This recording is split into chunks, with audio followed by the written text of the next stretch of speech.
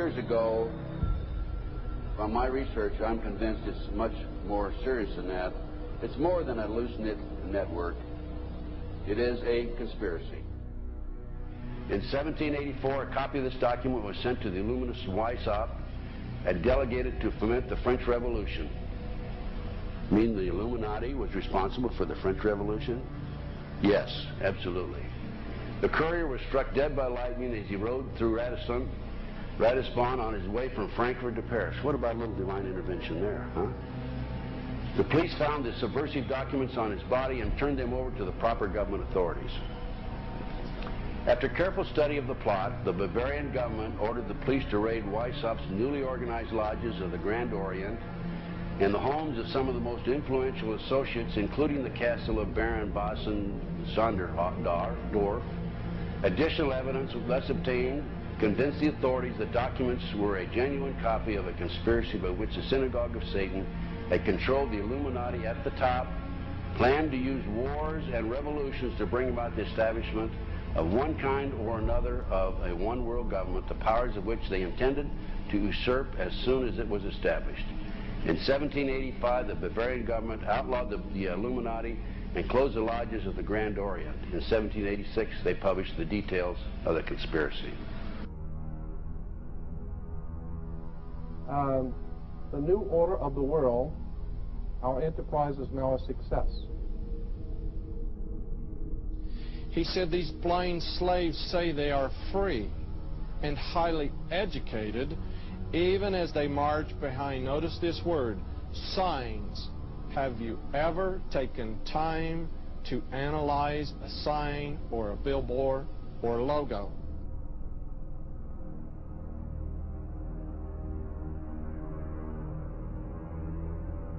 We'll start up here. In 1784, an act of God placed the Bavarian government in possession of evidence which proved the existence of the continuing Luciferian conspiracy. This explains the previous 9 pages, goes into it in detail. We don't have time to do it completely. Conspiracy. Adam Weishaupt, a Jesuit-trained professor of canon law, defected from Christianity and embraced the Luciferian ideology while teaching at Ingolstadt University. In 1770, the money lenders who had recently organized the House of Rothschild retained him to revise and modernize the age-old protocols designed to give the Synagogue of Satan ultimate world domination so they can impose the Luciferian ideology upon what remains of the human race after the final social cataclysm by use of satanic despotism. Weishaupt completed his task on May the 1st, 1776. It's a communist holiday, isn't it? May 1, 1776. The plan required the destruction of all existing governments and religions. In 1776, Weishaupt organized the Illuminati to put the plot into execution. The word Illuminati is derived from Lucifer and means holders of the light.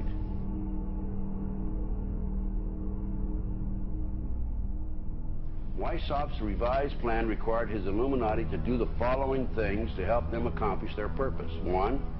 Use monetary and sex bribery to obtain control of people already occupying positions in high places in the various levels of all governments and other fields of human endeavor.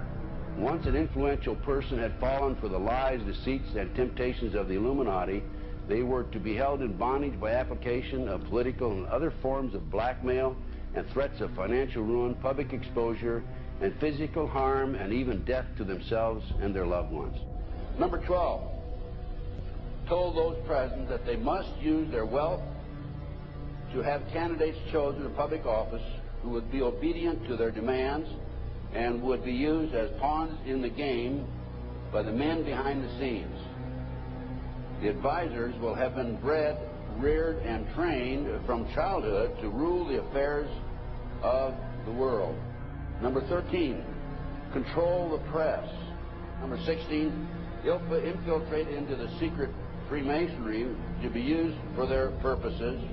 That's been documented many times. Number 17, expound the value of systematic deception, use high-sounding slogans and phrases, and advocate lavish promises to the masses, even though they cannot be kept.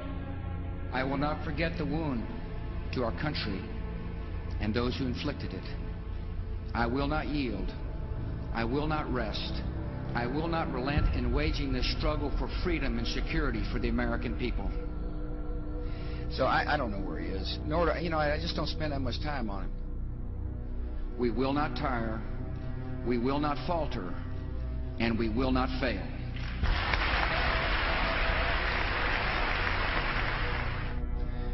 Terror is bigger than one person. And I remember he was telling me how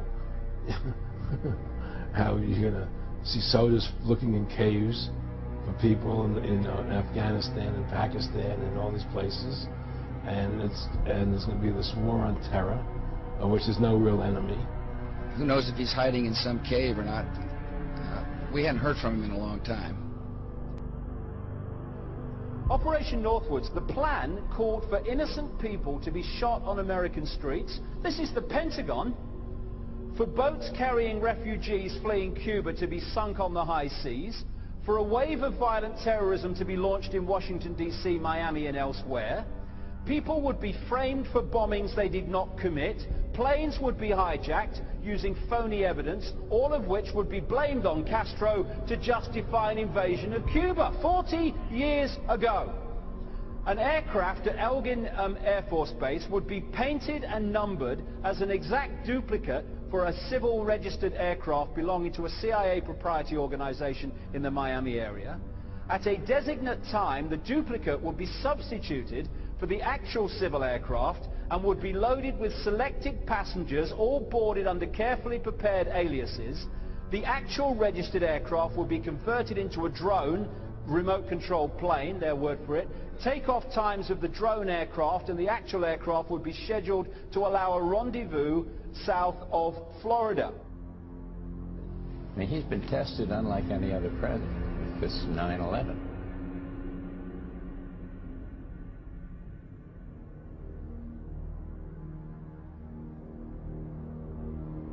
We have in this past year made great progress in ending the long era of conflict and Cold War.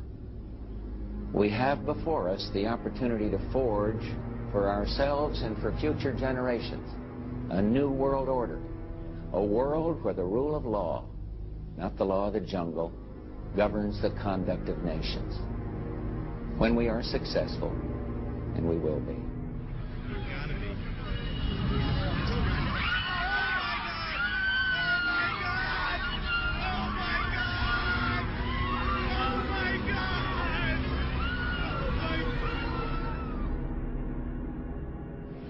He argued that the use of any and all means to reach their final goal was justified on the grounds that the ruler who governed by the moral code was not a skilled politician because he left himself vulnerable and is in unsuitable position to his throne. He said, those who wish to rule must have recourse to cunning and to make-believe because great national qualities like frankness and honesty are vices in politics. Fellow citizens will meet violence with patient justice, assured of the rightness of our cause, and confident of the victories to come. In all that lies before us, may God grant us wisdom, and may He watch over the United States of America.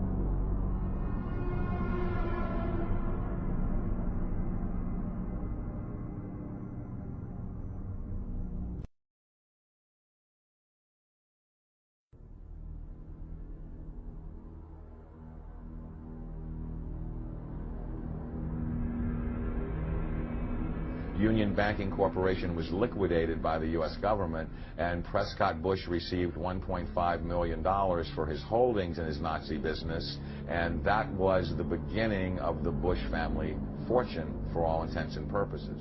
George Bush takes his inspiration from what he learned in Skull and Bones and from the Thule Society that Hitler and Goebbels and Goring cut their teeth in, Bohemian Grove, these evil organizations that perpetrate the ugly things that these criminals are doing to this country for which they must be held accountable. They are the most violent, dirtiest people on the face of the earth. Somewhere Americans are going to have to take their country back and start finding out who are these people. Who are these people we call our representatives, the Bushes. George Bush, the president, his father, went around the country talking about a new world order. The people who are running this country from behind the scenes do not care a thing about Americans or bloodshed anywhere.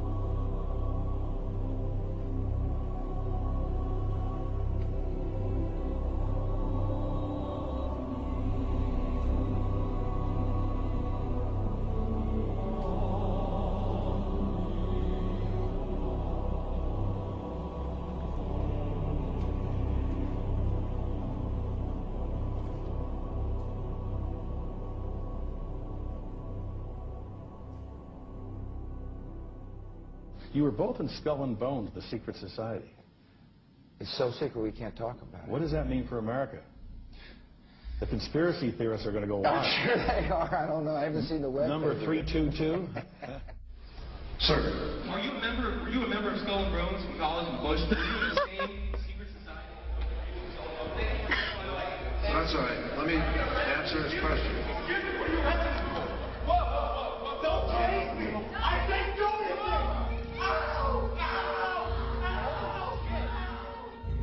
And what you're looking at here, staggeringly, is a group of people, some of the most famous people in America, in long gowns. Behind them there, you see a 40-foot stone owl. And there's the fire between them, next to the lake at Bohemian Grove. Now, one might wonder, understandably, why the people that run the banking, political, economic system and the media in America should be dressed in long robes doing a ceremony to a 40-foot stone owl. I think we should be told. No doubt you'll be hearing about all the differences between John Kerry and George W. Bush. But we've discovered they do have something in common. During their respective college days at Yale, they both belonged to a group called Skull and Bones. He's come pretty close. She was part of a team that successfully recorded part of the initiation ceremony that takes place in the Tombs courtyard. Okay, you have the doorway here. Yeah. Okay, then to the right you have a hedge, and then you have an evergreen tree. If you follow that line straight back, courtyard's in there. Ah, okay. So that's where they have the ceremonies in the outdoor part of it. Part of it was indoors, so we only got to see the outdoor part. Right. We only got to and to listen to the outdoor part. God only knows what went on indoors. And what did you hear? What was it you know? You managed to get this unique it was disgusting. It was gross. I mean, they were pretending to murder people. What was the tone of it, though? Was it jokey, or was it quite... No, it wasn't jokey at all. It was sick. It's about the only thing to describe it. It was sick.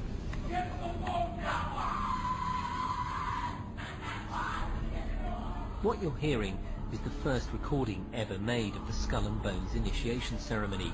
It has never been broadcast before.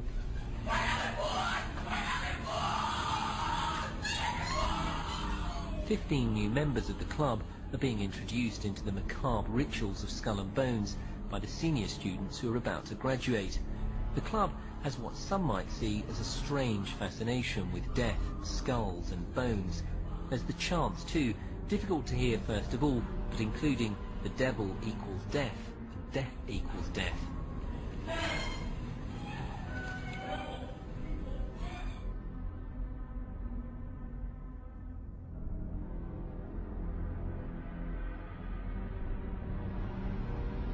But when you get into a secret society of spirit worshippers, then, and especially when you're invited there by the direction of the higher-ups in the spirit world, you never get out of there alive.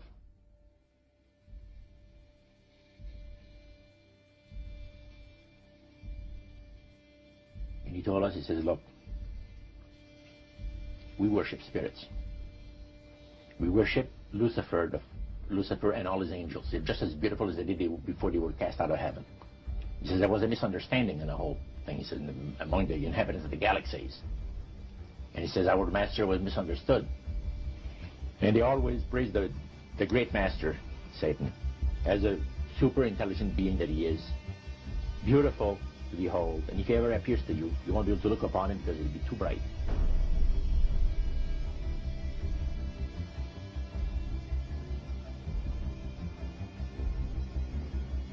What have Herbert Hoover, Art Linkletter, Jack London, and Richard Nixon all had in common? Well, they've all been members of the exclusive all-male Bohemian Club in California, where every year at this time, the elite from around the country get together for 2.5 weeks of fun and games. Among its members are businessmen like Leonard Firestone and Edgar Kaiser, and political figures like Gerald Ford, Henry Kissinger, William French Smith, and George Shultz. President Reagan, Vice President Bush, and Defense Secretary Weinberger are members of other camps. Richard Nixon is a Bohemian, and so are high-ranking executives of such companies as Eastern Airlines, Standard Oil of Indiana, and Bank of America. Privacy is one of the Grove's most cherished virtues. Members may not photograph, record, speak, or write about activities at the retreat. While many public officials are Grove members, the press is a distinctly unwelcome guest. We're from ABC News. Well, get back there.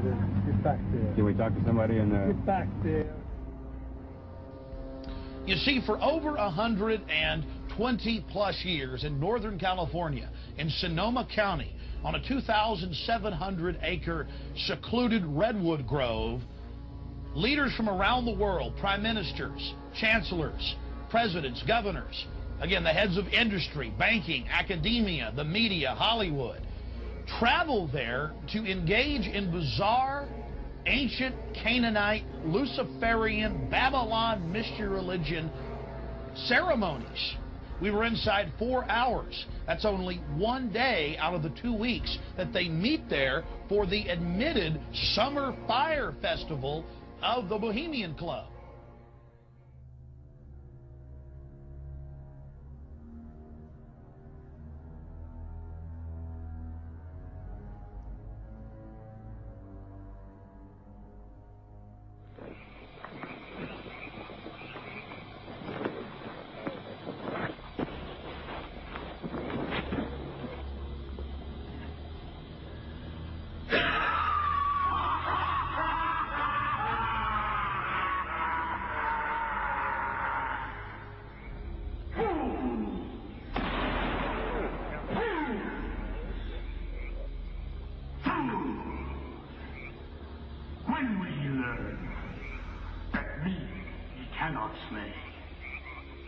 Year after year, he burned me in this grove, lifting your puny shouts of triumph to the stars. But when again, he turned your faces to the marketplace, do ye not find me waiting at the hole?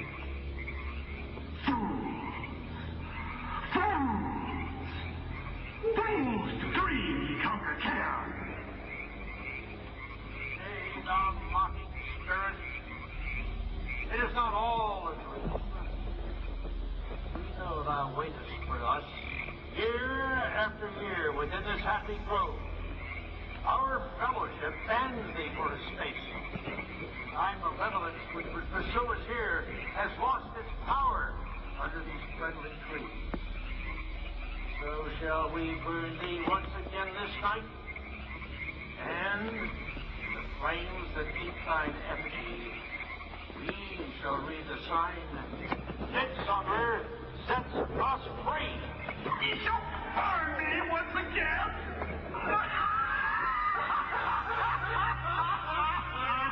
Now believe, flame, which hither ye have brought from regions where I reign, ye fools and priests. on your fire. Hail fellowship's eternal flame. Once again, midsummer sets us free.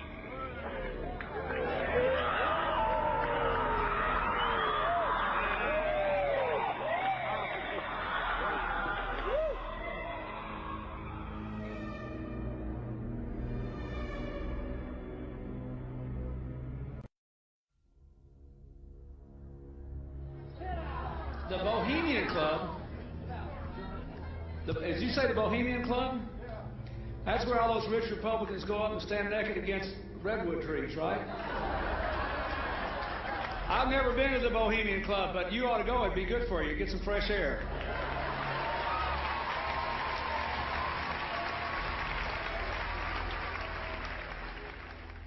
One last question. I read a Washington Times article many years ago where you had a comment about the organization, and then now it's been in the Wall Street Journal, it's been in a lot of different newspapers, and that's the Bohemian Grove. And back in, what was it, 1996, when you joined as a Clinton advisor, the Republicans were criticizing you, oh, what about Bohemian Grove? And then you countered them by saying, hey, I don't run around in the woods naked. What did that mean? Here is the before-mentioned Washington Times article where he said, I didn't run around naked like they do. I don't know what quote you're referring to. I'm not aware of any quote like that. Listen, I am a happy member of the Bohemian Grove. I like the folks who come there, and it's really inappropriate for me to talk about the group beyond that. Thank you. Have you been there for the ceremony with the cremation of care? Frankly, I don't think that's something I need to talk to you about. Really? That's right.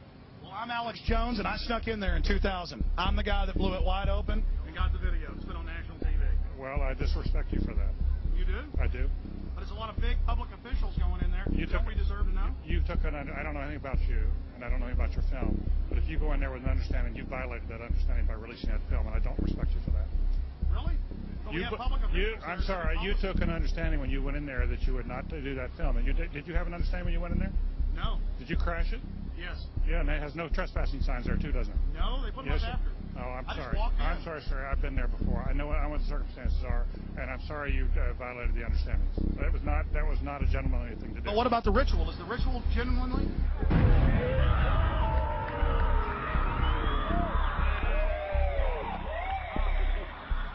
Sir, everything. I don't owe you this comment. I know. This is what's called ambush journalism, and I disrespect you for that as well. So thank you and goodbye. The ritual? It's none of your damn business.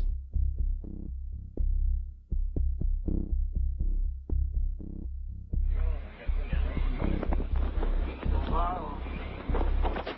Prince of all mortal wisdom, owl of Bohemia, we beseech thee, grant us thy counsel.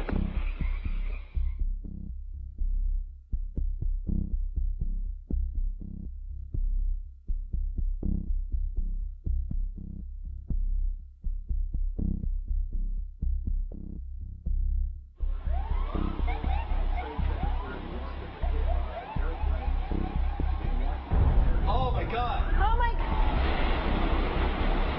Oh, my God. Oh, my God. Oh, my God. I told you.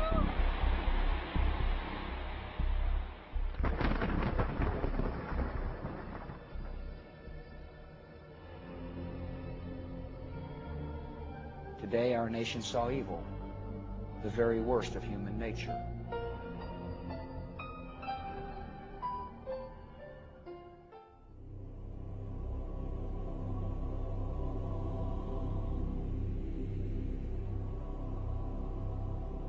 They had exactly the same agenda, and that was for bringing in this New World Order. I heard George Bush talking at that time. He was talking to Bill Clinton, and I've since photographically recorded it and wrote it verbatim in our book, that when the American people became disillusioned with Republicans leading them into the New World Order, that Bill Clinton, as a Democrat, was going to be put into the office of president. This was decided in 1984. Actually, I'd heard about it even prior to that. But that, as of 1984, they were already discussing it as an absolute fact. The CIA is carrying out mind control on countless numbers of unwitting American victims. And he even went so far as to say the basic methods that they use in this mind control: hypnosis, drugs, and torture. Three parts policy that they had adopted there. The second one was to find a way of being able to get total control of people's minds. And that would be done by taking hypnotism out of the realm of the occult and introduce it as a new science for the benefit of mankind.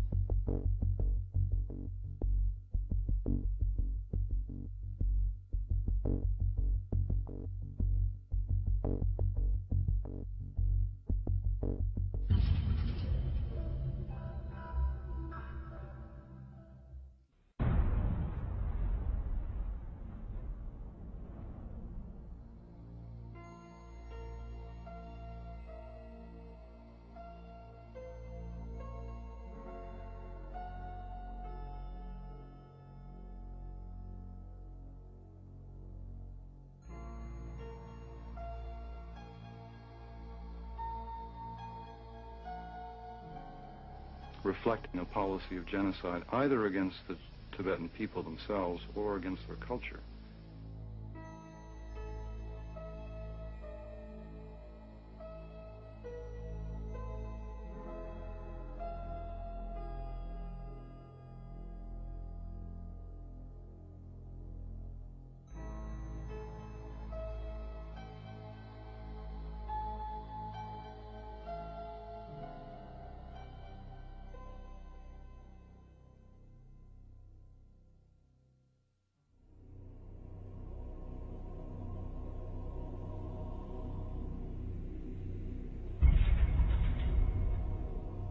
Once I realized I had met an honest, genuine, high-level Freemason who told me there were 13 levels of Freemason above the 33rd degree, and that these people were God. There was no God, they were God. So I asked them about their plans to kill people, and they said, yes, there are too many people on the planet. We need to get rid of several billion. And war doesn't seem to work, so we're going to use disease and starvation.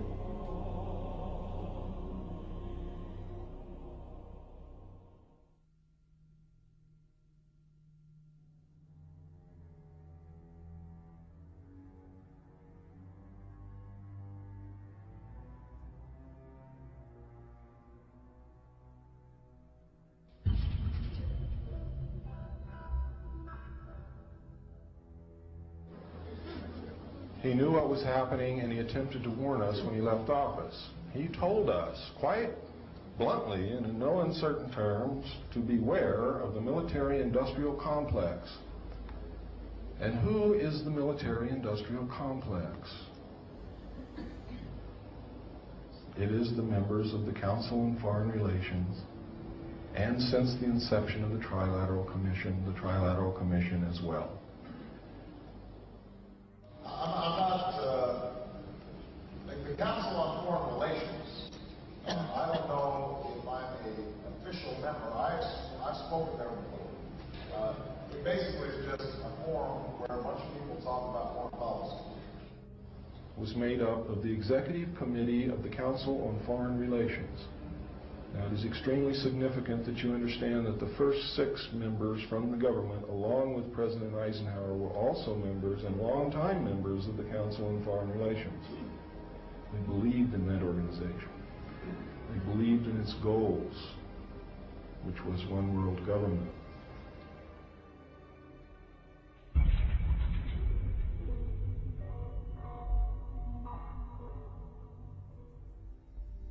Number 15, create industrial depression and financial panic, unemployment, hunger, shortage of food. Use this to control the masses or the mobs, and use the mobs to wipe out all those who dare to stand in the way. Well, I'll tell you right now, every expert I've talked to is talking about food shortage. And it's coming, I'm convinced. What were they? Because I'd never seen anything like that. And his statement was that if he told me I would be one of few people in Madison, Georgia, that knew about them. And he says they're disposable coffins.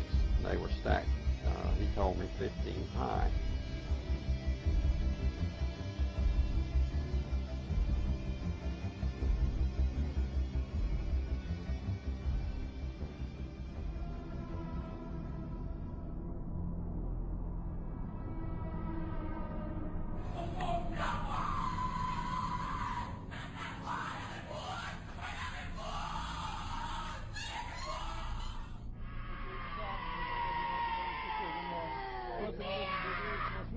È di Cristo, è di Cristo, è di Cristo. Ecco, ecco.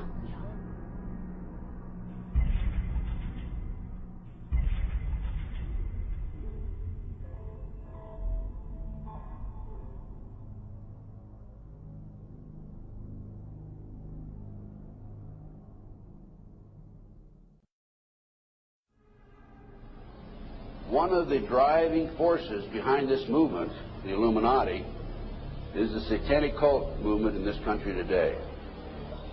So I began my little journey forward.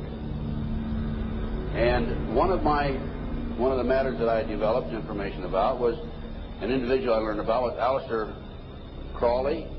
He likes to have his name pronounced Crowley to rhyme with holy. And the Satanists today, and for the number of years in the past, have basically used his philosophy and his writings as a guide. He had so many Masonic degrees that you could fill up 5 pages of a book with them. This guy was probably the most highly honored Mason in the world. He styled himself the wickedest man in the world. He believed himself to be the great beast. And he changed his name to Aleister Crowley, so it would add up in both English, Hebrew, and Greek Kabbalah as 666. In 1904, Crowley had a communication with an extraterrestrial being named Iwas.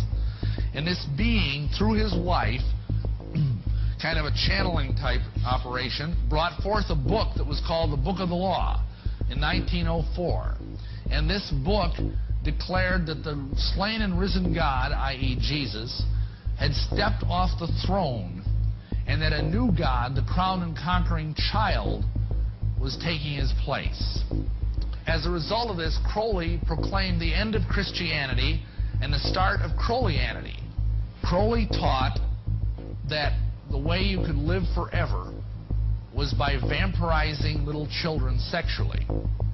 And he personally bragged of having slaughtered 150 male children in 1 year. This is why he was called the wickedest man in the world. And now listen to this sentence, folks, closely. For the highest spiritual working, one must accordingly choose that victim which contains the greatest and purest force. A male child of perfect innocence and high intelligence is the most satisfactory and suitable system. We're talking about human sacrifices.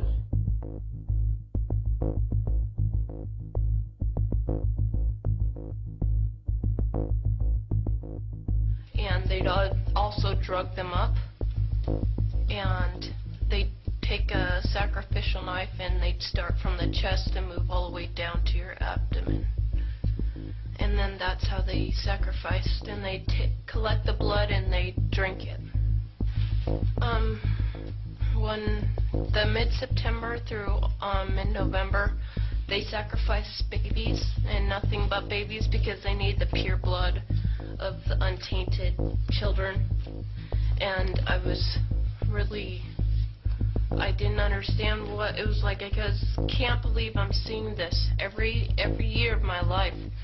I've experienced that, and that was the hardest part for me. It's like hearing those babies literally scream and cry,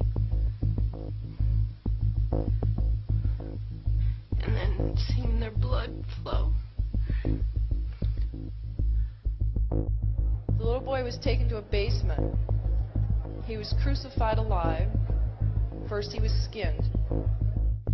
Why is it that no one knows this? Because there's Satanists in the police, force and also in the government, the army, they're everywhere. They're even on the council of, the representatives of the United States also. And they're silenced because this is not being exposed because they don't want it to be exposed. Because they're really good at lying and hiding things. Rebecca, what happens to the people that want to come out of Satanism? They get killed. They get followed. They get taken. They get sacrificed in front of the congregation of the Satanic Church. Why? Because they know too much information about the Satanists and who their names and places of where they keep the people underground, and they just know too much information. It's like being in a gang or in a mafia. You don't get out alive without consequences.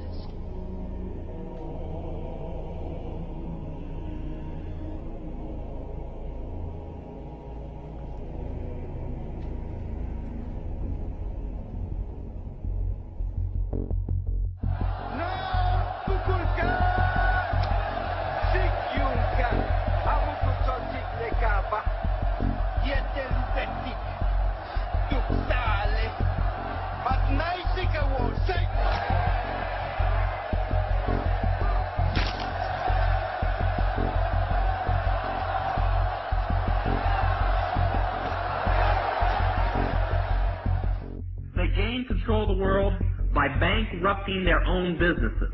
The Illuminati owns most, I would say 99 9/10 of the stores that you walk into and shop and the gas stations you go to. And they are going to destroy them on purpose.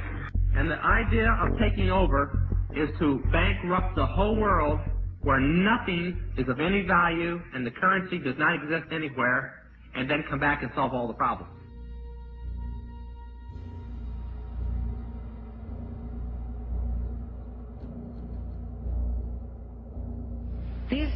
These guys who are manipulating my mind and programming me for mind control purposes claimed, and these criminals in control of our country as well, claimed to be gods, demons, and aliens in order that I feel totally helpless, in order that I felt like they were beyond my realm to affect.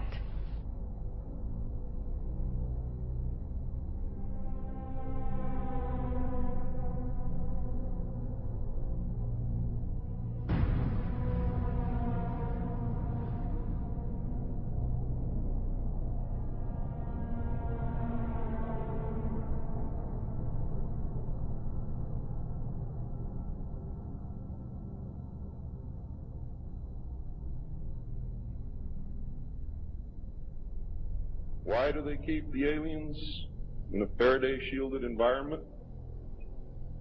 Because they have a tendency to disappear right through walls. And if you can prevent the transmission of electromagnetic energy, you can stop them from doing it. Then the medium said, we have a very special surprise tonight for you people. A spirit will manifest itself openly here in a few minutes and right through the wall. Now the lights weren't terribly bright, but they were like living room lights. A couple of floor lamps and maybe some of these. And that translucent being seemed to come right out of the wall. How did you feel right at that moment? It's almost like my heart stopped a little bit. You know, very weird feeling. So it was a lady in a beautiful evening gown, swirling. And she said to Mary, my dear sister, you are so wonderful to have asked for me.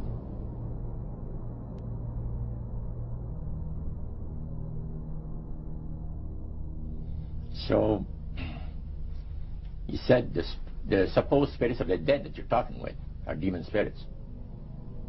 They're fallen angels. They're beautiful beings. Just set it out, just like that. Oh, yeah. It didn't make you uneasy when he said they were... Well, it shocked you a little bit, you know. Something that you first hear mentioned to you. He said, you guys have got a great future ahead of you. Because we've been told, the high priest of our society, secret society, has been told that the master has very special plans for you too. Now, what did he mean by the master?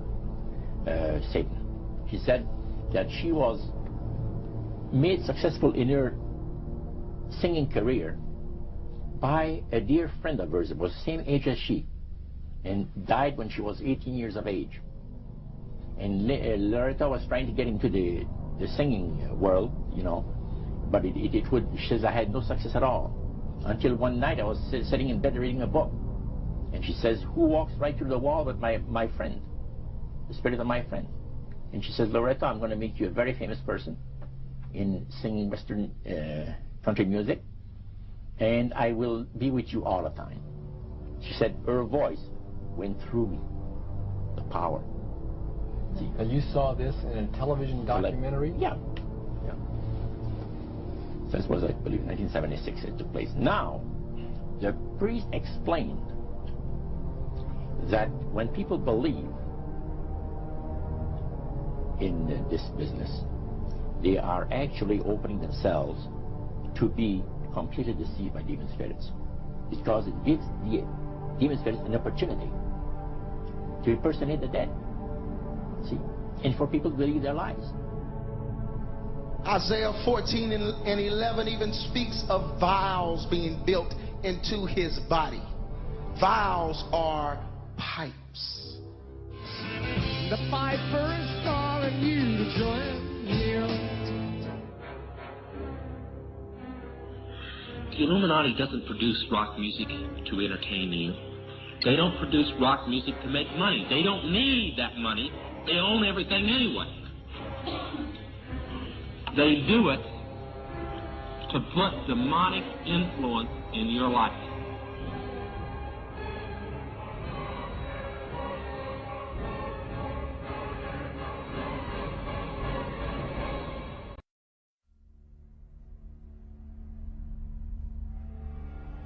Prominent men, meeting in secret, who directed the course of civilization, are recorded in the writings of all people. The oldest is the Brotherhood of the Snake, also called the Brotherhood of the Dragon, and it still exists under many different names. The Brotherhood of the Snake is devoted to guarding the secrets of the ages and to the recognition of Lucifer as the one and only true God. If you do not believe in God, Lucifer, or Satan, you must understand that there are great masses of people who do, and their beliefs and actions based upon those beliefs will affect me. The important fact to remember is that the leaders of both the right and the left are a small, hard core of men who have been and still are Illuminists or members of the Brotherhood. They may have been or may be members of the Christian or Jewish religion, but that is only to further their own ends. They are and always have been Luciferian and internationalist. They give allegiance to no particular nation, although they have used, on occasion, nationalism to further their causes. Their only concern is to gain greater economic and political power. The ultimate objective of the leaders of both groups is identical. They are determined to win for themselves undisputed control of the wealth, natural resources, and manpower of the entire planet. They intend to turn the world into their conception of a Luciferian totalitarian socialist state. In the process, they will eliminate all Christians, Jews, and atheists. You have just learned one, but only one, of the great mysteries. But now it had to change. Lucifer says we have to make sure that people, humans, get to believe that Satan and his angels do not really exist.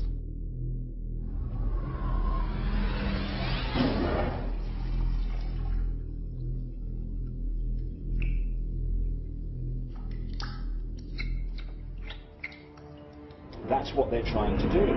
They're trying to disconnect us from multidimensional infinity so that we don't see the world from that perspective, and therefore see through the illusion and see through the nonsense and see through the lies. And then once they've disconnected people, they then program this lower level of our consciousness with a reality that suits them.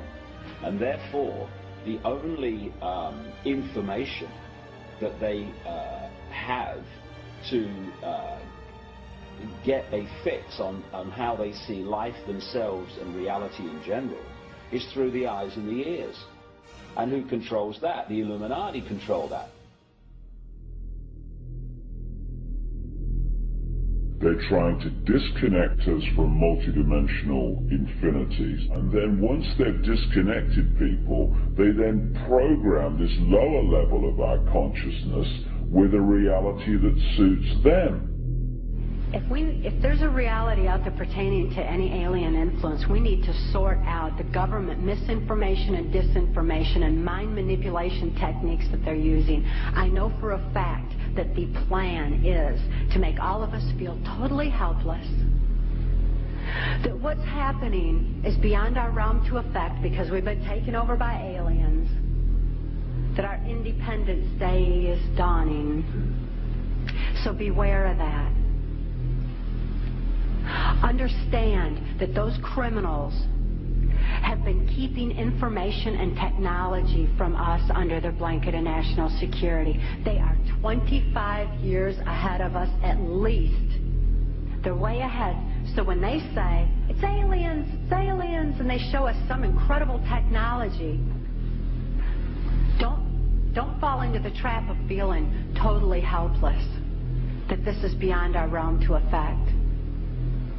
Superstition begins where knowledge leaves off.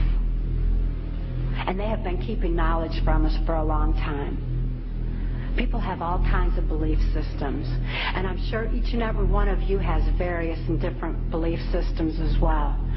I'm not saying that there's no such thing as aliens. That would be foolish of me to even say anything like that at all.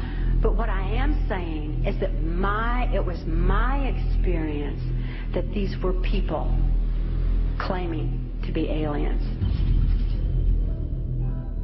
Some people in this world are about to destroy the sovereignty of nations, take away our Bill of Rights. The UFO thing is integrally tied into this in some way. I'm not exactly sure how, but if extraterrestrials are real, then they're controlling everything, believe me. If they're not real, they're being used as a threat from without to scare people into coming into this one world global unity of humanity in order to face that external threat. And in the process, we're going to lose. The ordinary man will lose. You need to understand, disinformation is deliberate deceit to hide other things. And so there's so much of that. And some of it is surprisingly well-sponsored disinformation. I'm going to sum up this talk and mention an overview of the alien agenda. The alien agenda is really decimate the planet, to take the remaining human subjects as slaves, and the aliens would use this planet for their own means. My question I'd like to ask is this. If the aliens have a 1,200 IQ, can speak all these languages, and are so powerful, what prevents them from just taking over? Well, it's a good question. We're an alien species to them, and our germs have a tendency to kill them. They're also a dying race, and they're in far worse condition than anybody with the worst case of terminal cancer. They are in need of us to some degree.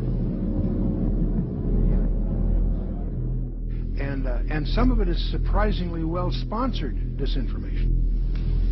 So I think my question is actually to Clifford Stone. You said that you had seen aliens on a craft that had crashed. I wondered if you could describe what they look like. I could, but it would probably take a whole lot of time. The reason I state that, when I got out in 1989, we had cataloged 57 different species. You have individuals that look very much like you and myself that could walk among us and you wouldn't even notice the difference.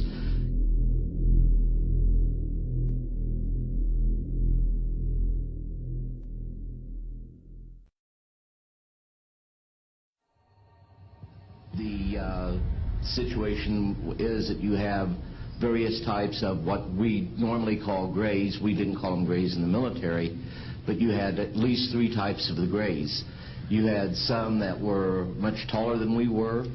The unique thing that I'd like to point out for the most part is that the entities that we did catalog were in fact humanoid. Now this created a situation where the scientific community was trying to figure out why that would be the case, because you would expect that if life evolved on other planets, that they would take on some type of other being, so to speak, not necessarily look humanoid or be bipedal such as we are. But apparently we got quite a few of the species out there that are humanoid in appearance, and that creates a question that yet has to be answered by science.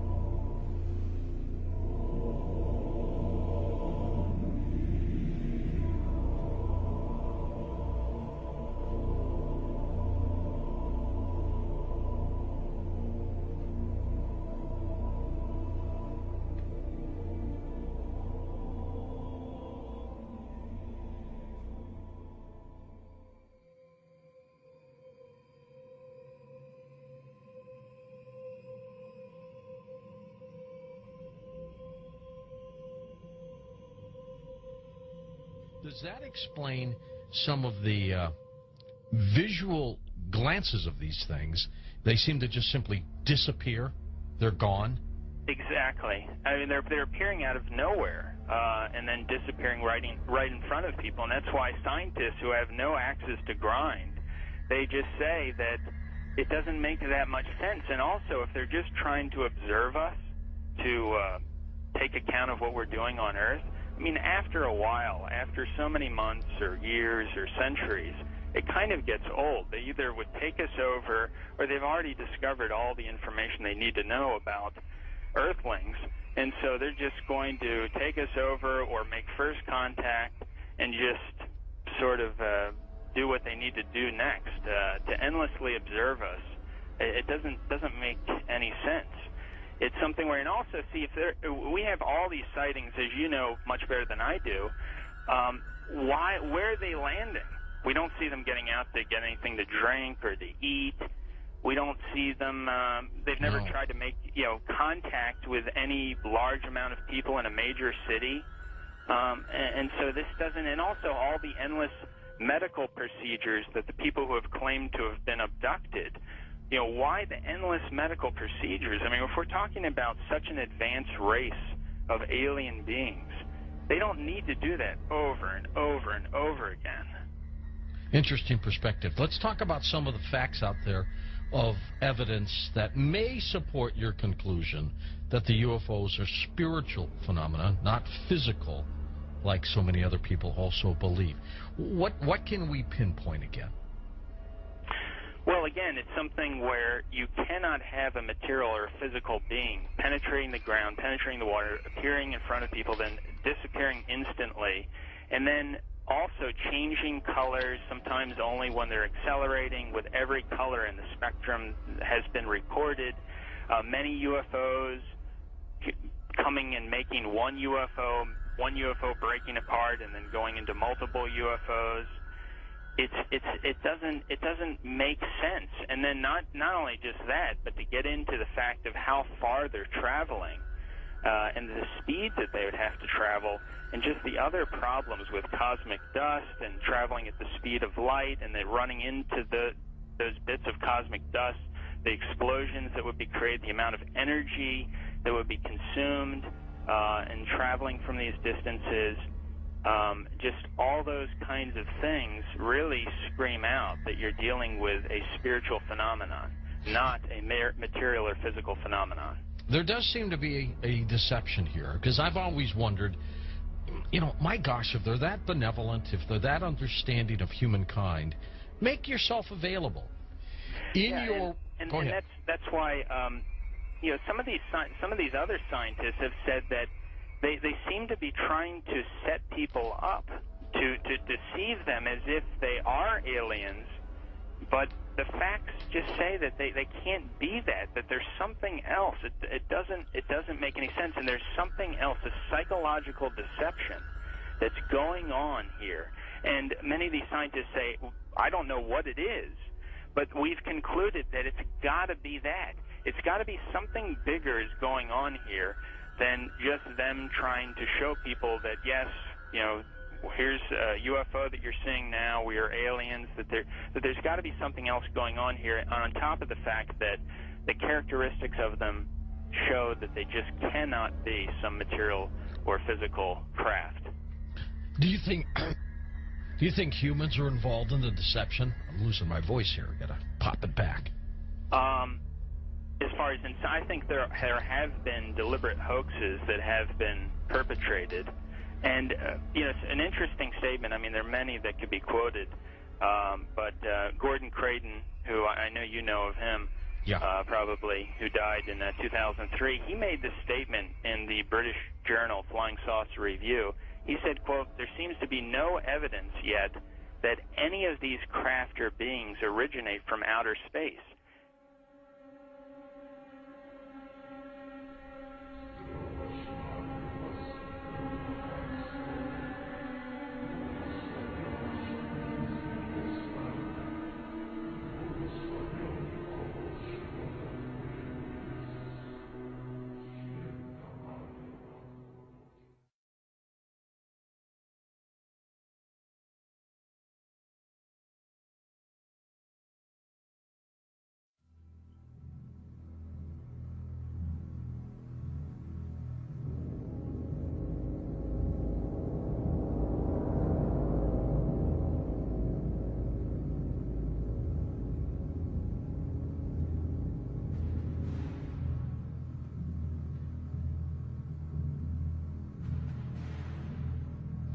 They appear to have the ability to materialize and dematerialize without a trace.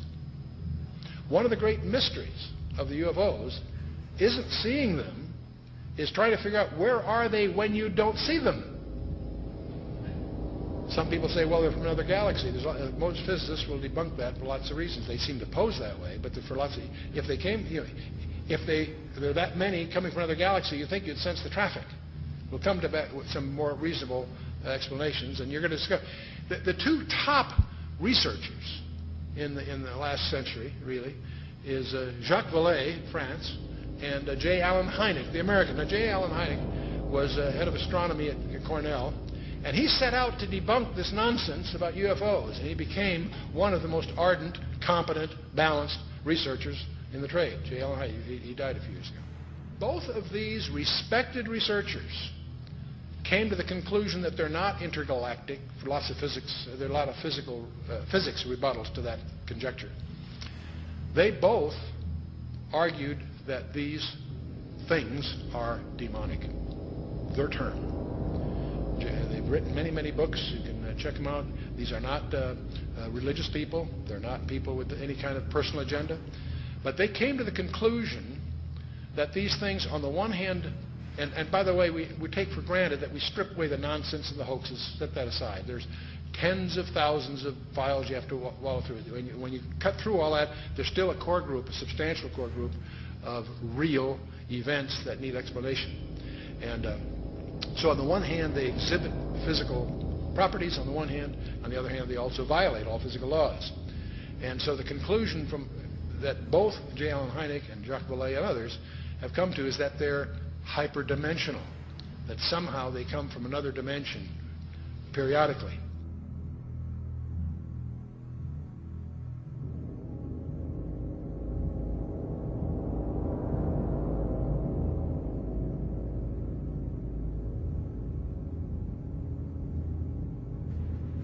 Both of them came to the conclusion that these creatures are hyperdimensional. They're not from some other galaxy.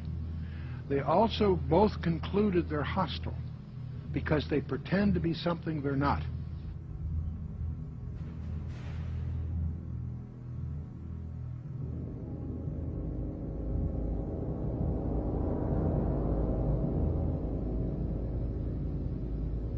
You guys getting the image? Franklin, we see a long line, a couple of star-like things, and a lot of things swimming in the foreground. Can you describe what you're seeing? Well, the long line is a tether, and there's a little bit of debris that kind of flies with us, and it's illuminated by the sun at such low angles. So there's a lot of stray light, and it's getting washed out quickly, but Claude is trying to do a quick, good job here adjusting the cameras. It wasn't until a few years ago that I really started to get into researching all this information, looking at, going through thousands of pages of information about UFOs that just confirmed, what I had already believed about this phenomenon, that I believe the evidence clearly points that they are, in fact, demons. And, there are others, Brother Michael, who are now beginning to believe that as well. So you're not out there all by yourself anymore.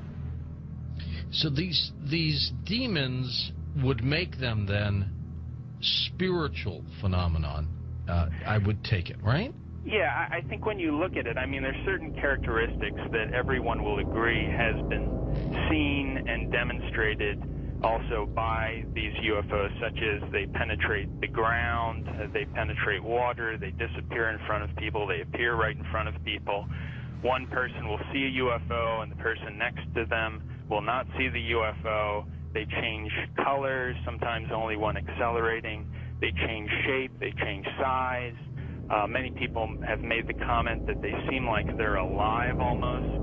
And so these are all characteristics of something that's not a physical or material being or construction.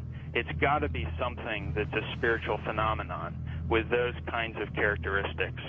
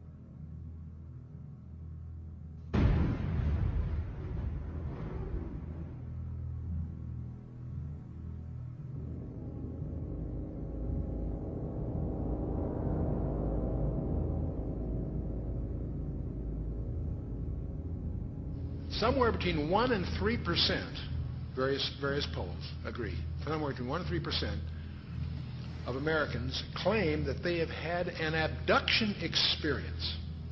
That's over 5 million people, or in that neighborhood. Not a few thousand deranged people, not a few, disaffected. This is, we'll talk a little more about this. This is a very, very disturbing phenomenon in the counseling profession. Now, part of the problem of the UFOs is they have some paradoxical behavior. On the one hand, they're seen by multiple competent witnesses. They are plotted on radar, sometimes multiple radars simultaneously. They leave tangible traces on the ground, sometimes radiation, evidence of burning and other things. So they are apparently real in the sense of being physical, on the one hand. There are photographs. Sometimes they show up on photographs, sometimes they don't. But here's the problem.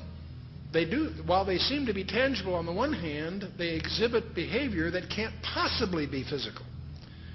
They can go in excess of 6,000 miles per hour without sonic booms. So what on earth does that mean? I'd like to know how they do that trick. They've been plotted making right-angle turns at over 16,000 miles an hour. That defies the laws of physics. That's now perhaps the most disturbing thing of all. They appear to have the ability to materialize and dematerialize without a trace. In his book, Secrets of the UFOs, ufologist Don Elkins made the following observation. I have found that some people can achieve the contact phenomenon simply by being hypnotized, and the same general message permeates over 90% of the millions of words received by thousands of people around the world. No one knows what hypnosis is. No one knows what goes on in the mind. It's an altered state of consciousness like yogis and witch doctors have been practicing. It loosens the normal connection between your spirit and your brain, and of course if the hypnotist can control you, make all kinds of suggestions, make you think things are happening that are not happening, make you think you have powers that you don't, experiences that you haven't, even implant memories. Other beings, if there are other minds out there, they could also do the same thing.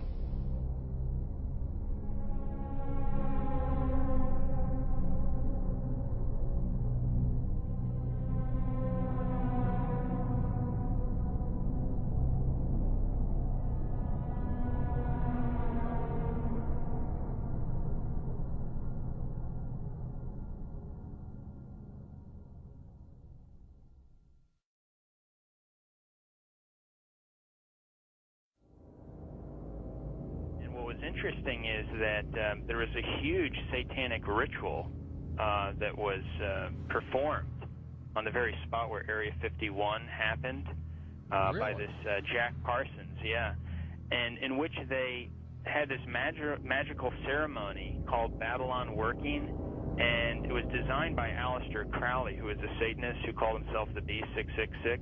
Yes. And the purpose of this series of magical ceremonies, which was performed on the spot of Area 51, where it's now located, was to unseal an interdimensional gateway, they said. And so this, they hoped, would allow other entities known as the, quote, old ones, access to our space-time continuum. And this witness said that he saw Jack Parsons rip a hole in space-time there, and he said that something evil flew in. And one other interesting point is that Aleister Crowley, who was a Satanist, who called himself the B666, as I just mentioned, he claimed to have contact with some kind of alien named Lamb. And this Lamb, he drew a picture of this alien that he was in contact, receiving messages from this being. And the picture that he drew of this alien, it's a striking resemblance to the common gray E.T. drawing.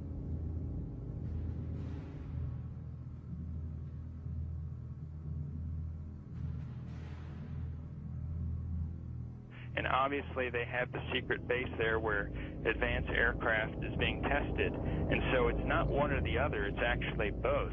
And what's interesting is this fellow Jack Parsons, who was the main person involved in the satanic ritual, he was involved in creating some of the most advanced technological stuff that we have right now in rocket propulsion systems. He was even involved with a lot of stuff that NASA does. They even named a crater on the moon. It's called the Parsons Crater. It was named after Jack Parsons. Right. So you see all the connections here. You know, I've long believed that if there is satanic activity on this planet, and I believe there is, if they are in constant communication with these demons, or even if they conjure them up, Brother Michael, is it possible they do with their rituals and things like that?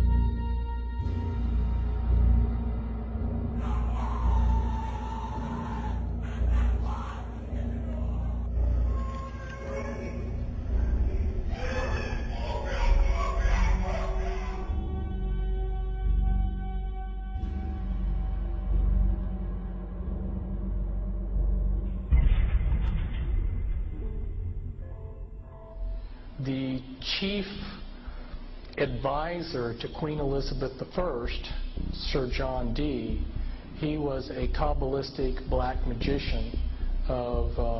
He had gone to the continent and learned from the top Jewish Kabbalists black magic, and he was the chief advisor in the British Empire.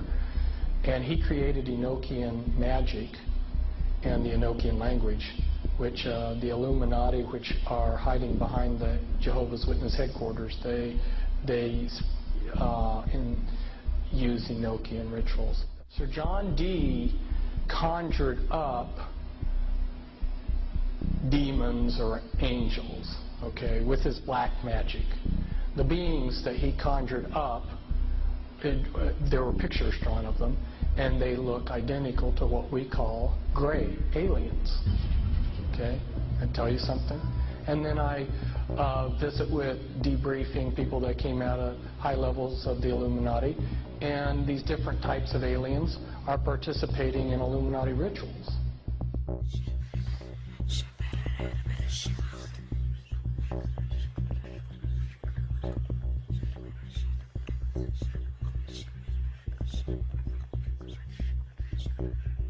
Oh man, I don't know where to start. They're gonna they'll triangulate on this position really soon. Well, you can't spend a lot of time on the phone, so give us something quick. Okay, okay, what we're thinking of as aliens are they're extra dimensional beings that an earlier precursor of the space program made contact with. They are not what they claim to be. They have infiltrated a lot of aspects of the military establishment, particularly the Area 51. The disasters that are coming, the military, I'm sorry, the government knows about them, and there's a lot of safe areas in this world that they could begin moving the population to now aren't. But they're not doing anything. They are not. They want the major population centers wiped out so that the few that are left will be more easily controllable. Discharge.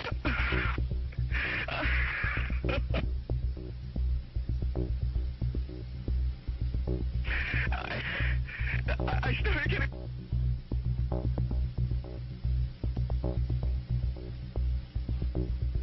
In some way, something knocked us off the air, and we're on a backup system now. It's the government, or... I don't know. It has to be something, though. Well, did you hear... Now, you tell me, because you were listening. That was awful strange. There was a really weird guy on the air when it went off? Yeah. Hello? You didn't disconnect me before, did you? Were you on earlier tonight? No, not, towards the end of the last hour, you said, east of the Rockies, you're on the air, and your voice was immediately replaced by the operator saying your party has not connected. Oh, well, see, as you can now tell, I don't screen calls. So what happened, obviously, was that I answered the phone just at the very instant that you had been ringing, as long as they were going to let you ring. Yeah. And so that occurs, obviously. Sometimes I go to a line and it's dead and nobody's there, and that's what's happened. You know, we just were on the cusp there. Anyway, I'm glad you made it back through. Yeah, you got all my paranoia buttons running. I always get very nervous when I call you. I'm Brian. I hung up on you last week. Oh, I see. And I just figured, damn the torpedoes. I'll just do this and let the chips fall where they will. All right. Everybody, I am the Area 51 caller. That's my statement, and let you or whatever tear it apart. You claim you're the Area 51? I am the man. How do you account for the fact, Area 51 caller, that part of the way through your spiel, the satellite went down? I have no idea, and it scared the heebie-jeebies out of me that night. I've called a number of times on your specialty line nights doing different, kind of wacky characters, and I didn't know what you wanted me to do. I knew it was very difficult for me to prove to you, but I just thank you for your patience in dealing with me up to this time. All right.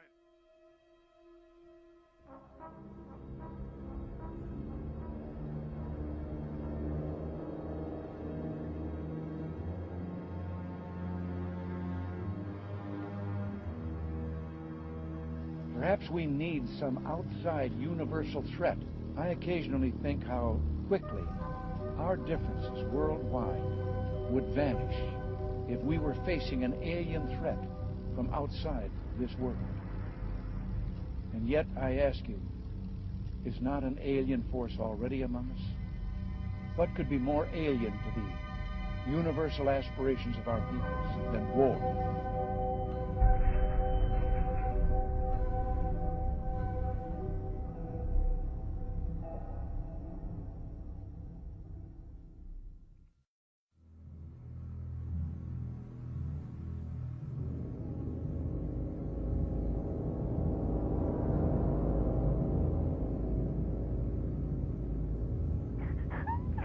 I pray that her mind may be opened to her.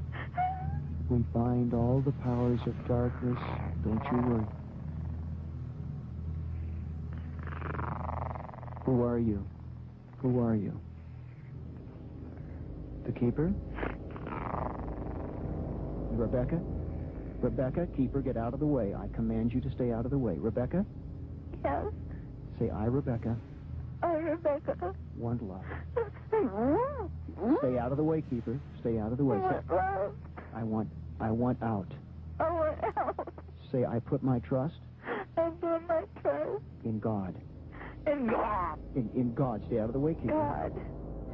Libera, mamma mia, no, no, maligno, maligno, è Cristo più forte.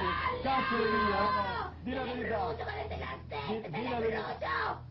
Di la verità.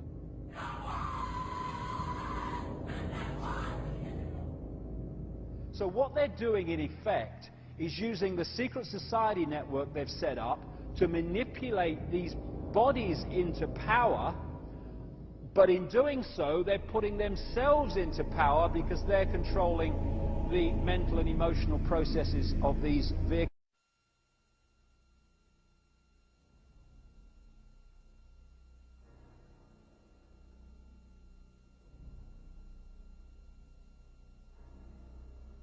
There are many different kinds of entities that do not have a human form, that operate just outside of human sight, and history has recorded them as demons and all this stuff.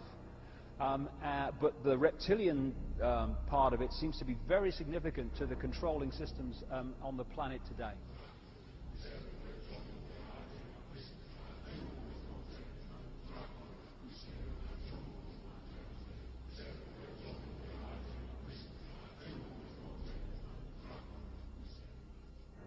Today, there's a lot of genetic experiments and Nephilim being created that are hybrids, and this is a very important part of what the Illuminati is doing, and they have been intermarrying with what the public calls aliens.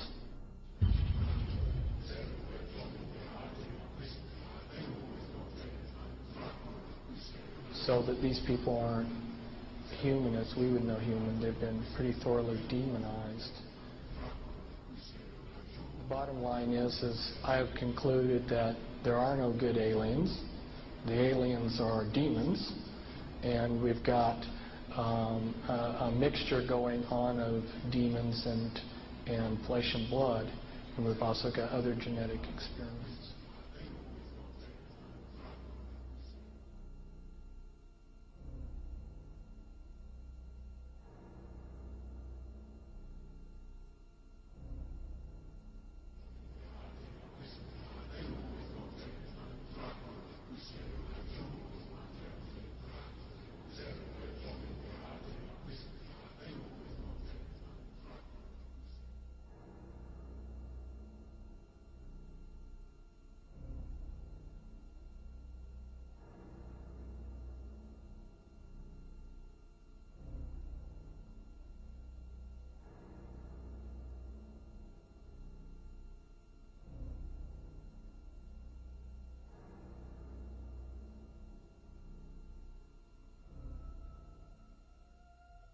They have a vibrational sympathy with that which interbred with them.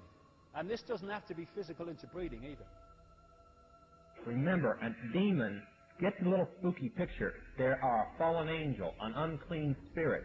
They can assume any form or go into anything. I have concluded that there are no good aliens. The aliens are demons.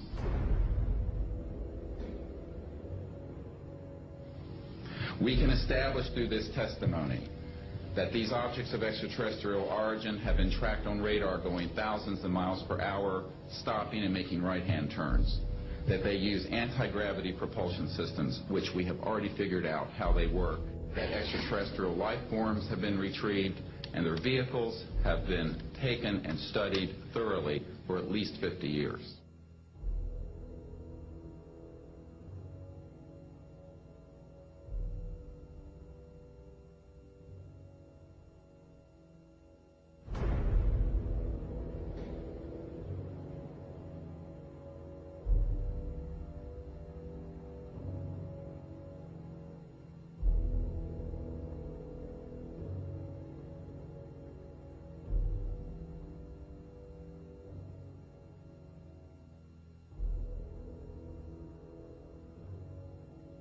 It's human nature to want to believe in some race of benevolent space brothers that will come and save us from ourselves.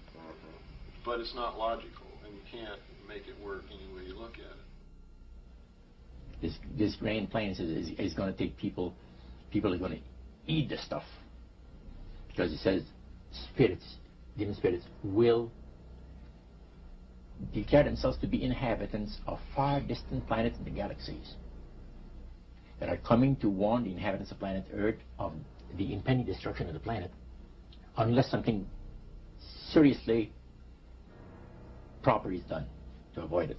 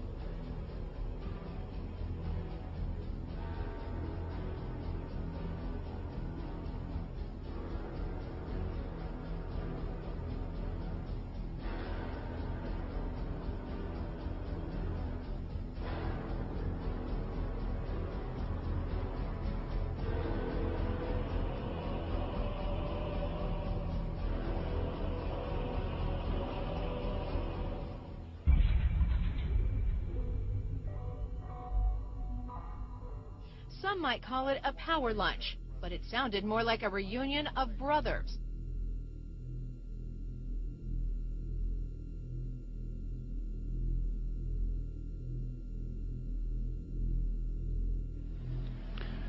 The Illuminati were to obtain control of the press and all other agencies which distribute information to the public.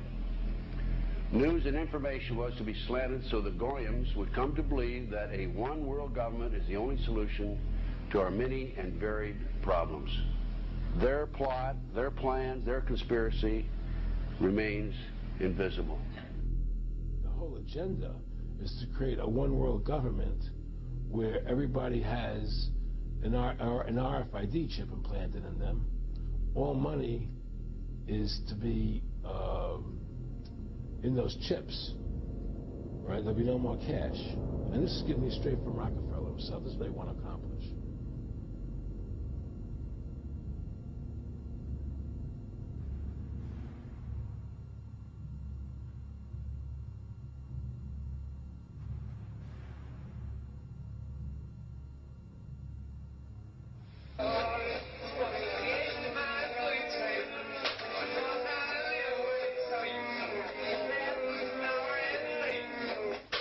And then he says at the end of this is he will give you 666.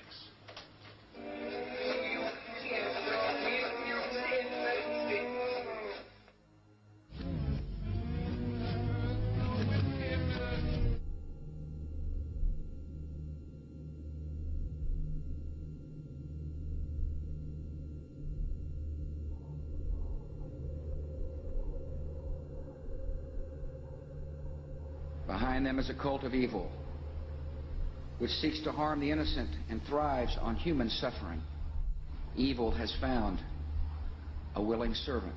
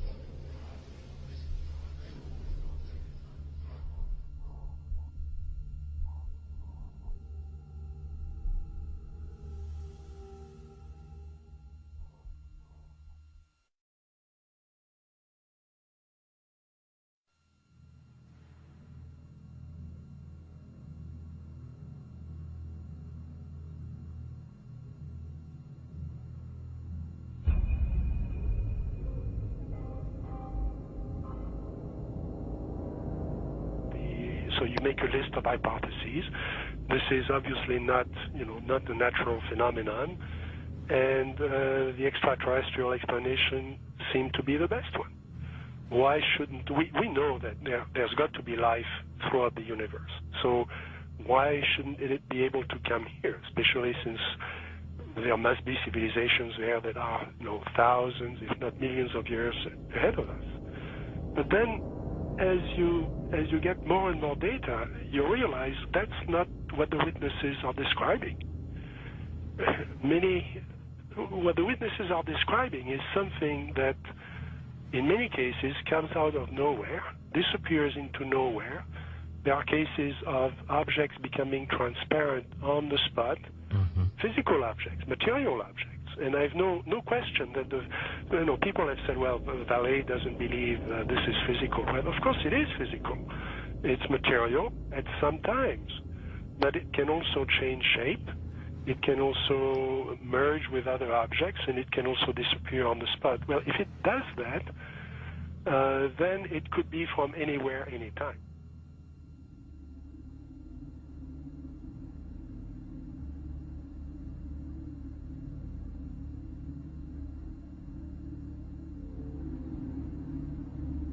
We always try to, to discredit the old legends, trying to say, no, these people were crazy, they thought everything was possible. But now we have the videos, and that's the big difference. Could you believe There are videos now of probably angels in the sky.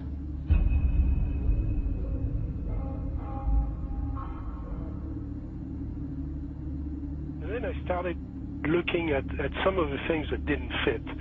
And one of the things that I had to ask is, when did this actually start? Every UFO book starts with, on June 24, 1947, Kenneth Arnold saw something about Ukrainians.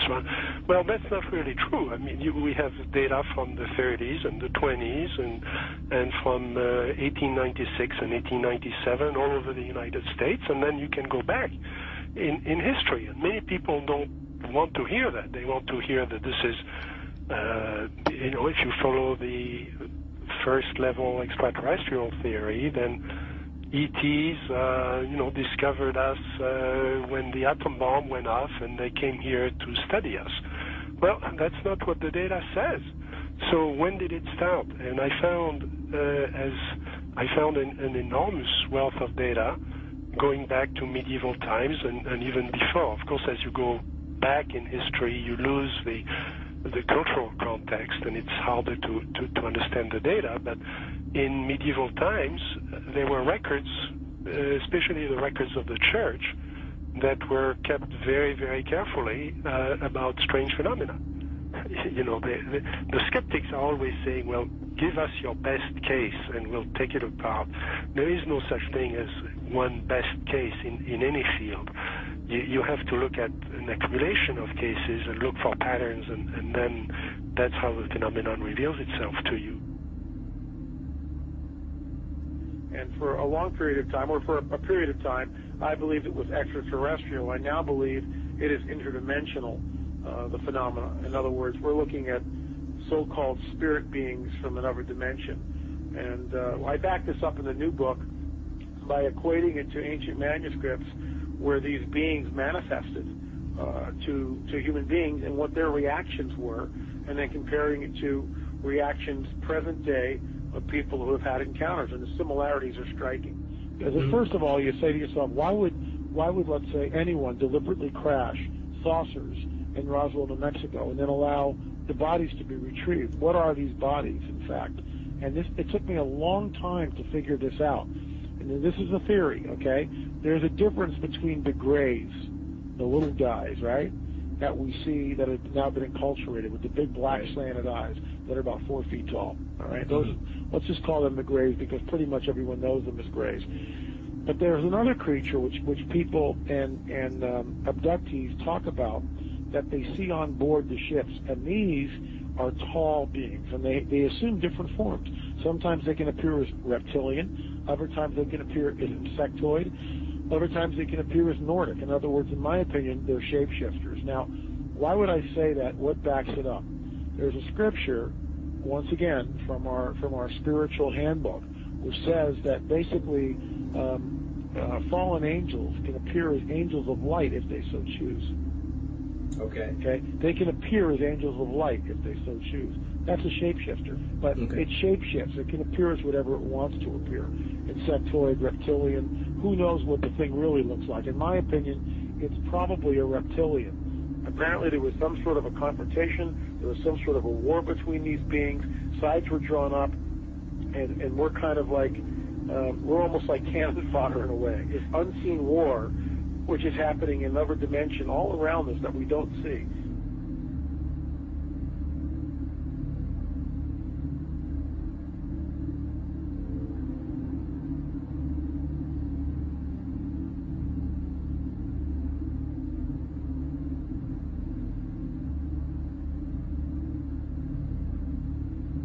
So my point is this: what if the grays are nothing more than some sort of a biological suit that enables the demons, let's say, to interface in this dimension? That's what I think the grays are. That's why they're expendable. Me thinking, I wonder if there's some sort of like a biological clone or some sort of a body, if you will, that these demons can interface, inhabit, and then, of course, move about in this three-dimensional time-space continuum.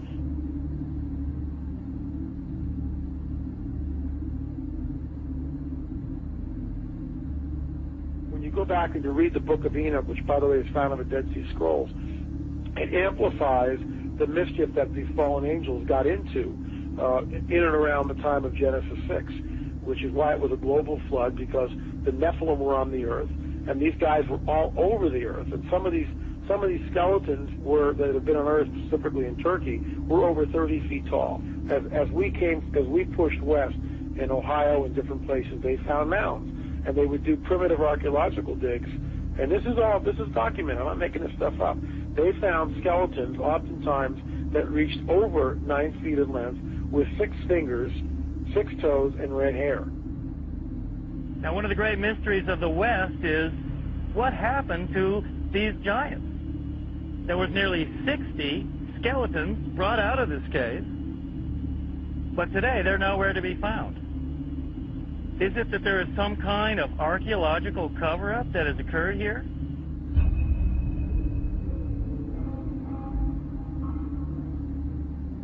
The main point is that that term is used of angels, fallen angels. And the offspring of those fallen angels with human women has produced a hybrid called a Nephilim. In the Hebrew, the term means the fallen ones. Also, the term is gigantes, which doesn't mean giants, it means earthborn.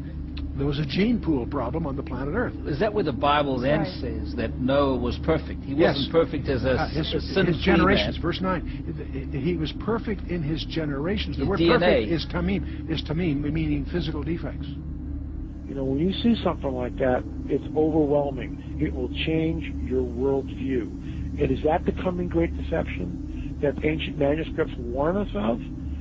Here's a prophecy from 2,000 years ago, that what is coming on the earth will be so bizarre that even the elect would be deceived if that were possible. An object videotaped by many and seen by thousands over several nights in the Arizona sky in 1997. Major sighting here.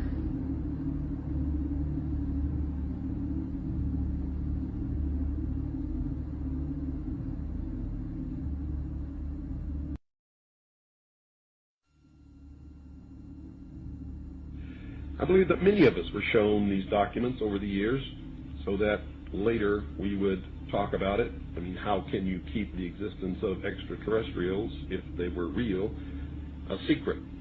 And how could anyone keep quiet knowing that they had seen documentation, official government documents labeled top secret, that expressed that these extraterrestrials were real and had visited this earth? I wanted to know just how true all of this was, and I began a program of research to find out if extraterrestrials were real. What I discovered was amazing. What I discovered, ladies and gentlemen, is that there has been a plan in existence to create an artificial extraterrestrial threat to this earth in order to create a one-world totalitarian socialist government. All the bombardment of the public with movies about flying saucers in the 50s, right after the United Nations Treaty was signed and the UN Participation Act was pushed through Congress, and all of the incidents since that have convinced the majority of the American people that flying saucers are real and extraterrestrials exist, and that flying saucers are from an extraterrestrial origin. This is being promulgated in many ways, by television commercials, in the movies, in the newspapers, by creating incidents either real or imagined.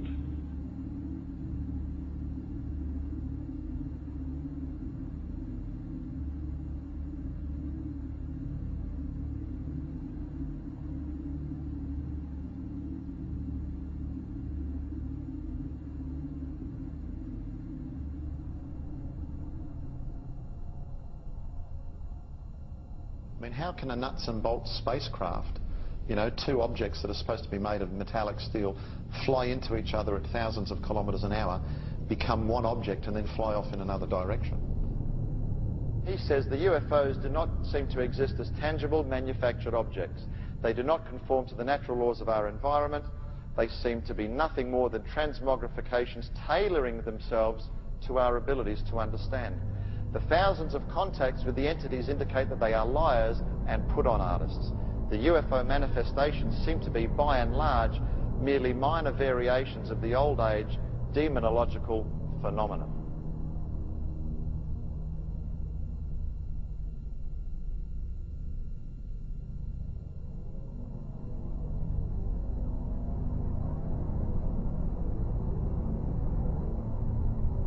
And again, the researchers will show you that the messages being received are deceptive in nature.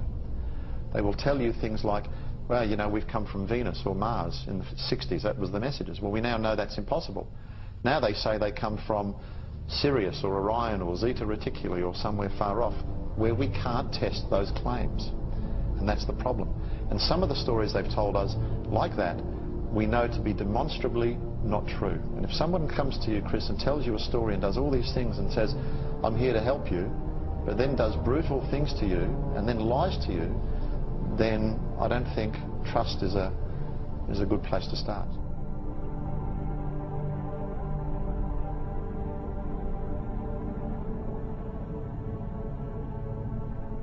There is no evidence, I wish to emphasize, that these life forms from elsewhere are hostile towards us.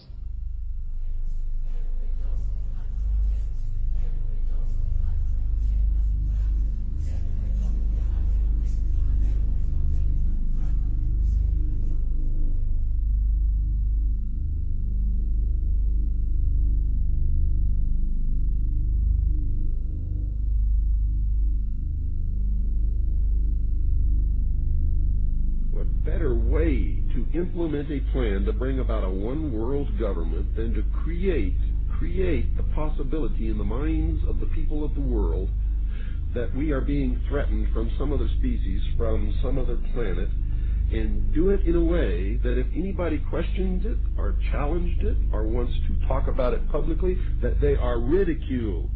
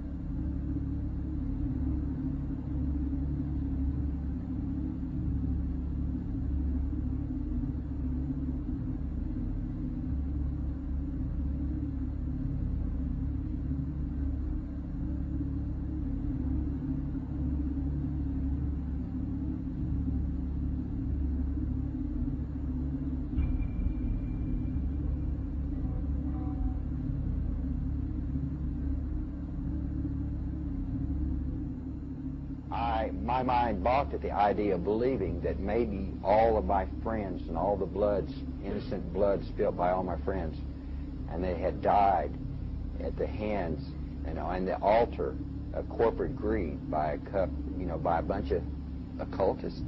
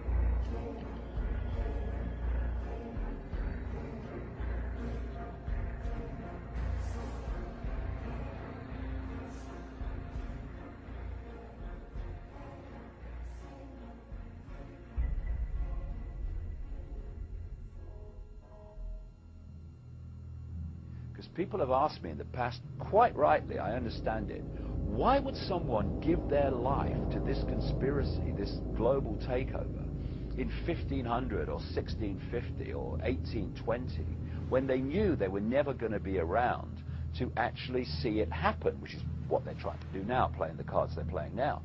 The answer to that is they were just vehicles. These entities are the common force passing through history.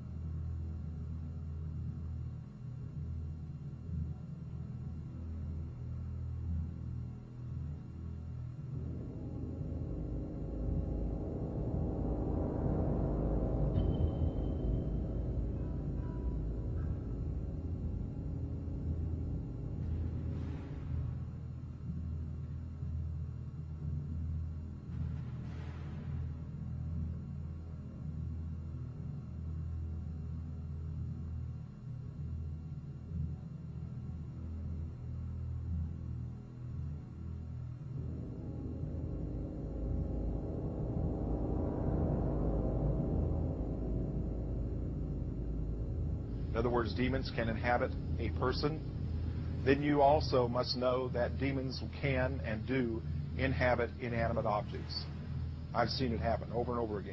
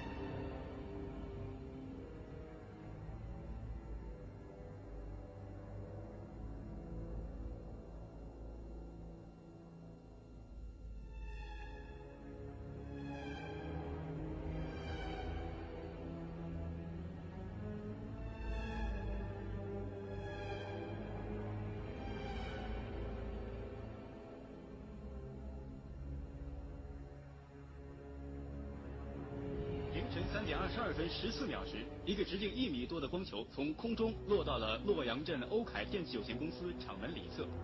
落到地面后，这个光球就不停地抖动，约45秒钟后，抖动加剧并开始变形，长出圆形的四肢后，迅速向厂区移动。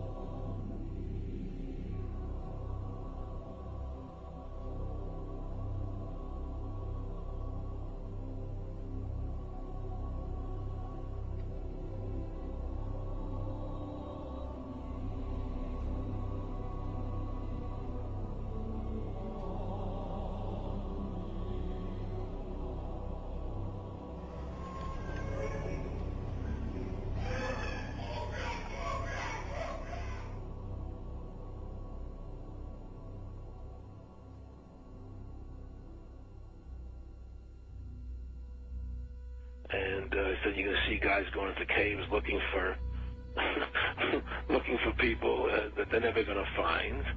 You know, he was laughing about the fact that you have this war on terror. There's no real enemy. He's talking about how by having this war on terror, you can never win it because so it's an eternal war. And so you can always keep taking people's liberties away. And I said, how are you going to convince people that this war is real? He said, but the media can convince everybody it's real. I mean, you know, it's just that you keep talking about things. You keep saying it over and over and over again, and eventually people believe it. Our war on terror begins with al-Qaeda, but it does not end there. Multiple intelligence estimates have warned that al-Qaeda is actively planning attacks on the United States homeland from its safe haven in Pakistan.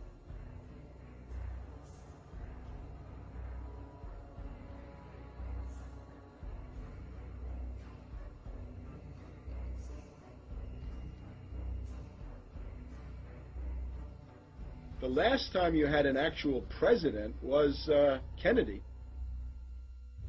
Ladies and gentlemen, the very word secrecy is repugnant in a free and open society. And we are, as a people, inherently and historically opposed to secret societies, to secret oaths, and to secret proceedings. Even today, there is little value in ensuring the survival of our nation if our traditions do not survive with it. And there is very grave danger, for we are opposed around the world by a monolithic and ruthless conspiracy that relies primarily on covert means for expanding its sphere of influence, on infiltration instead of invasion, on subversion instead of elections, on intimidation instead of free choice, on guerrillas by night instead of armies by day. It is a system which has conscripted vast human and material resources into the building of a tightly knit, highly efficient machine that combines military, diplomatic, intelligence, economic, scientific, and political operations. Its preparations are concealed, not published. Its mistakes are buried, not headlined. Its dissenters are silenced, not praised. No expenditure is questioned, no rumor is printed, no secret is revealed. But I am asking your help in the tremendous task of informing and alerting the American people, confident that with your help, man will be what he was born to be, free and independent.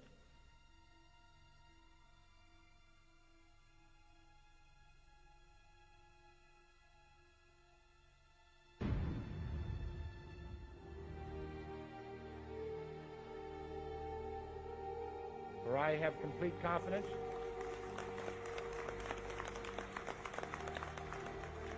in the response and dedication of our citizens whenever they are fully informed. When we are successful, and we will be. And we will be.